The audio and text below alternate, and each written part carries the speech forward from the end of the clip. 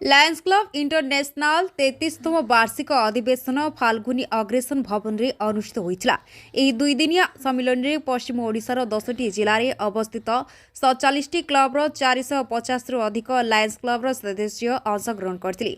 प्रथम दिन में डिस्ट्रिक्ट गवर्नर प्रवीण अग्रवाल समस्त कार्यक्रम विषय विस्तृत आलोचना देते। से समस्त क्लब द्वारा दि जाइथिबा सेवा को प्रशंसा करते एवं अधिकरू अधिक अभावी लोकों निकट में पहुंचवाक समस्त को आह्वान देथिले।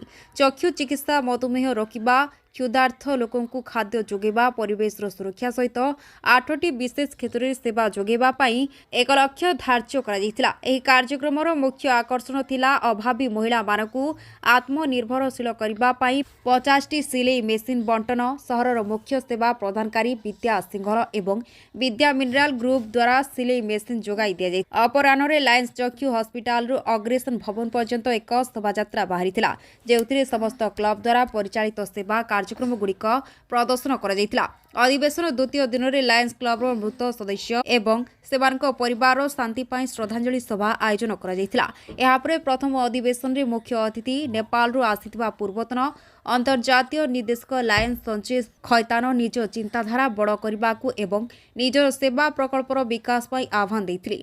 अधिवेशन में 2024-25 वर्ष पाई नूतन पदाधिकारी निर्वाचन अनुष्ठित होइतिला, जेउथिरे Patnagarh Lions Pradeep Agarwal district governor भावे निर्वाचित होइतिले। राउरकेला लायन ममता गौतम उपजिलापाल गवर्नर प्रथम भाव में निर्वाचित होइतिबा बेले संबलपुर लायन चरणजीत कौर डेपुटी जिला गवर्नर द्वितीय भाव में निर्वाचित होइतिले। मंच परिचालना लायन संदीप अग्रवाल करथिबा बेले कार्यक्रम संयोजक सिंह कमलेश शारदा धन्यवाद अर्पण करथिले। Bureau report Mahanadi TV.